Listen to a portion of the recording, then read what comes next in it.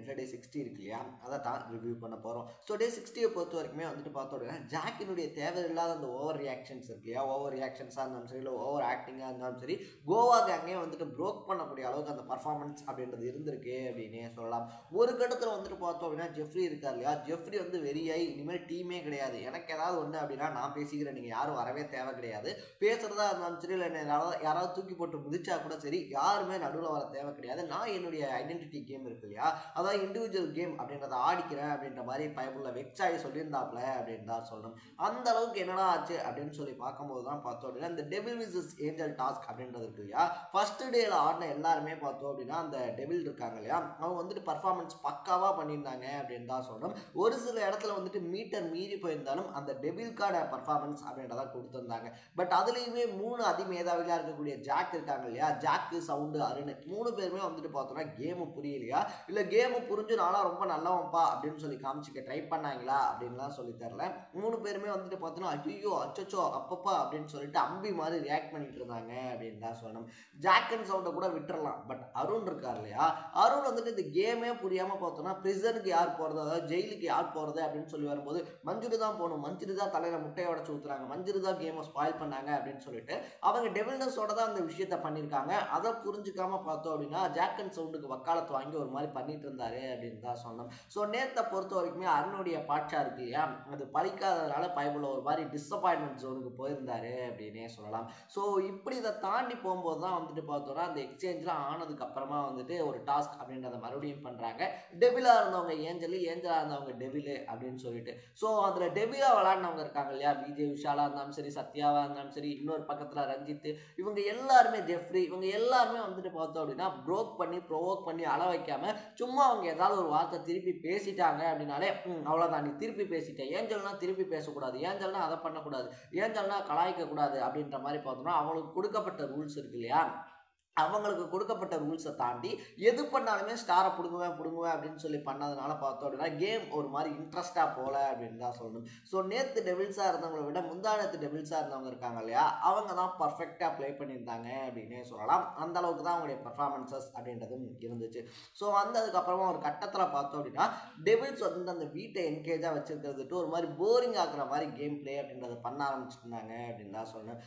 எதை பண்ணாலுமே ஸ்டாரை பிடுங்குவேன் அப்படின்னு சொல்லிட்டு. ஸோ ரஞ்சித் அண்ட் ஜெஃப்ரி பார்த்தோம் அப்படின்னா டெவில் அப்படின்றத மறந்துட்டு நாமினேஷன் பாஸ்க்காக கையெடுத்து மட்டும்தான் கெஞ்சல, மற்றபடி பாரு விஷால் கிட்ட 5 ஸ்டார் இருக்கு, நீ கொடுத்தனா ஜெஃப்க்கு 6 ஸ்டார், ஜெஃப் வந்துட்டு நாமினேஷன் ஃப்ரீ ஆயிடுவான் அப்படி இப்படின்னு சொல்லிட்டு பார்த்தோன்னா ஜாக் மண்டையை கழுவிருந்தாங்க. அந்த இடத்துல ஜாக் அமைதியாக இருந்திருந்தாலே இல்லை அப்படிலாம் முடியாது அப்படின்னு சொல்லியிருந்தாலுமே அந்த கேம் இருக்கு இல்லையா, அதை வந்துட்டு ஒரு மாதிரி நீட்டாக போயிருக்கும். இந்த கேமை ஸ்பாயில் பண்ணுறதுக்கு அப்படின்னு சொல்லி சவுண்ட் அண்ட் ஜாக் இந்த டாஸ்க்குள்ளே இருந்தாங்க அப்படின்னு தான் எனக்கு தோணுச்சு. ஏன்னா நேற்று முந்தானேட்லாம் பார்த்தோம் அப்படின்னா அப்பா வீடு நீ எப்படி சொல்லலாம் அப்படின்னு சொல்லி டெவில்ஸ்குள்ளேயே சண்டை போட்டுக்கிட்டு இருந்தாங்க.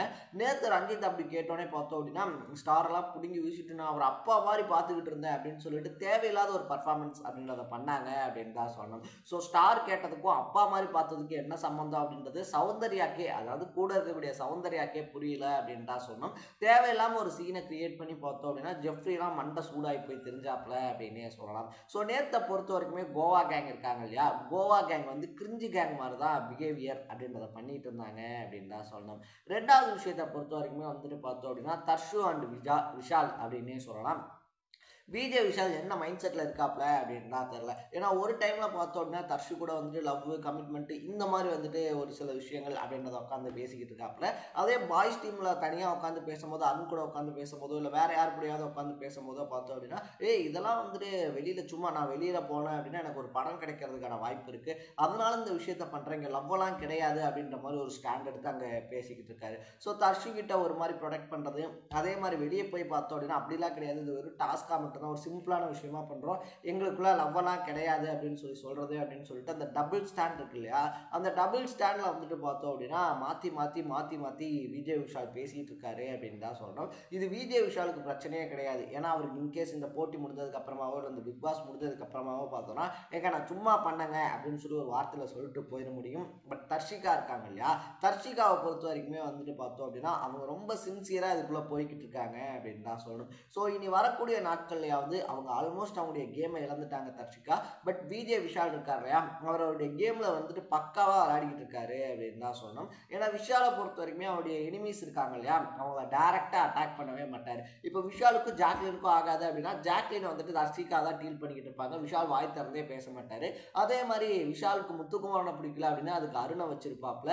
இன்னொரு பக்கத்தில் மஞ்சரி இருக்காங்க இல்லையா, மஞ்சரியை பிடிக்கல அப்படின்னாலும் அதுக்கு அருணை வச்சிருப்பாப்புல. ஸோ அருண் அண்ட் தர்ஷிகா இருக்காங்க இல்லையா, அவங்கள ஷீல்டு மாதிரி முன்னாடி வச்சுக்கிட்டு விஜே விஷால் ஒரு கேம் பிளே பண்ணிக்கிட்டு இருக்காரு அப்படின்னு தான் சொல்லணும்.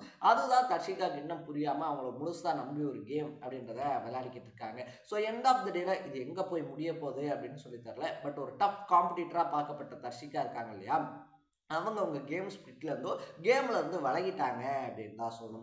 மூணாவது விஷயத்தை பொறுத்த வரைக்குமே வந்துட்டு பார்த்தோம் அப்படின்னா அந்த டாஸ்க் அப்படின்றத புரிஞ்சுக்காமல் விளையாண்ட விதம் இருக்கு இல்லையா. ஏன்னா இந்த ஏஞ்சல் விசஸ் டெவில் அப்படின்னு சொல்லி வரும்போது பார்த்தோம் அப்படின்னா ஒரு சிலர் வந்துட்டு அந்த டாஸ்க்கு புரிஞ்சு விளையாண்டாங்க தான் சொல்லணும். அதுலேயே டார்கெட் பண்ணி பார்த்தோம் அப்படின்னா ஒரு சிலரோட ஸ்டார்ஸ் அப்படின்றத பறிச்சிருந்தாங்க. ஸோ இதை பார்க்கும்போது வந்துட்டு எனக்கே கொஞ்சம் அன்ஃபேரான விஷயமா தான் தெரிஞ்சு அப்படின்னே சொல்லலாம். ஸோ இந்த வீக்கெண்டே வந்துட்டு முடிய போது ஜெஃப்ரினுடைய கேப்டன்சி அப்படின்னு சொல்லி ரிவ்யூ பண்ணும்போது பார்த்தோம் அப்படின்னா ஜெஃப்ரி தன்னை வந்துட்டு ஒரு கேப்டனா பெரிய அளவில் எந்த இடத்துலையுமே வெளிக்காட்டல அப்படின்னு தான் சொல்லணும். ஏன்னா லாஸ்ட் வீக் தான் வந்துட்டு பார்த்தோம் அப்படின்னா எந்த சீசன்லையுமே இல்லாத பெஸ்ட் கேப்டன் அப்படின்னு சொல்லிட்டு தீபக்கு பாராட்டு அப்படின்றதா கிடைச்சிருந்துச்சு. ஒருவேளை கேப்டன்சியில் வந்துட்டு அந்த அளவுக்கு எக்ஸ்ட்ரானரியா தீபக் செயல்பட்டதுனால ஜெஃப்ரினுடைய கேப்டன்ஷிப் அப்படின்றது வெளியில தெரியலையா, இல்லை ஜெஃப் இருக்காருயா ஜெஃப் கேப்டன்ஷிப் அப்படின்றத பண்ணலையா அப்படின்னு தெரியல. ஏன்னா மோஸ்ட் ஆஃப் த டைம்ல பார்த்தோம் அப்படின்னா ஜெஃப்ரி வந்துட்டு ஜெஃப்ரியாவே தான் இருந்தாரே தவிர கேப்டனுக்கான அந்த ரெஸ்பான்சிபிலிட்டிஸ் இருக்கு இல்லையா அதை எடுக்காம தான் விளையாடிட்டு இருந்தாரு அப்படின்னு சொல்லலாம். ஸோ இந்த வாரத்தை பொறுத்த வரைக்குமே ஜெஃப்ரியினுடைய கேப்டன்ஷிப் அப்படின்றது எனக்கு வந்துட்டு ஃபுல்ஃபில்லாக இல்லை அப்படின்னு தான் சொல்லணும். உங்களுக்கு வந்துட்டு ஃபுல்ஃபில்லாக இருந்துச்சா இல்லையா அப்படின்றத கமெண்ட்ல போட்டுருங்க.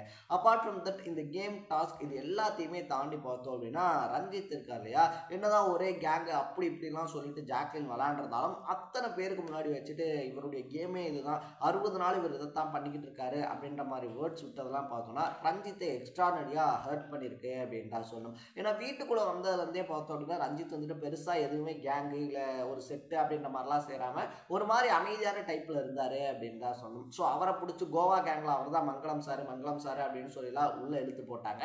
அவரும் ஒரு மாதிரி வந்து கேம் பிளே அப்படின்றது விளையாடி நேற்று வந்துட்டு விளையாட்டாக கேட்ட ஒரு விஷயம் இருக்கு இல்லையா, அந்த வீட்டில் அத்தனை பேர் முன்னாடியுமே வச்சு ஜாக்லின் கத்துறது அப்படின்றது அவருக்குமே ரொம்ப ஹர்ட் ஆயிருக்கு அப்படின்னு தான் சொல்லணும். ஸோ கோவா கேங்கில் ஓவர் ஆக்டிங் பண்ண ஜாக்லினால ஒரு ரொம்ப பெரிய விரிசல் விழுந்திருக்கு அப்படின்னு தான் சொல்லணும். ஜாக்லினுடைய ஓவர் ஆக்ஷனை பற்றி நீங்கள் என்ன நினைக்கிறீங்க அப்படின்றத கமெண்ட்டில் போட்டு இதே மாதிரி 100 டேஸ்க்கான அப்டேட்ஸ் இருக்கு இல்லையா, அப்டேட்ஸ் ப்ளஸ் ரிவ்யூஸை தொடர்ந்து பார்க்கணும் அப்படின்னு ஆசைப்பட்டீங்கன்னா மறக்காம சேனலை சப்ஸ்கிரைப் பண்ணிக்கோங்க. நாளைக்கு இதே மாதிரி Day 61 ரிவ்யூவோட சந்திக்கலாம். Tata, bye by.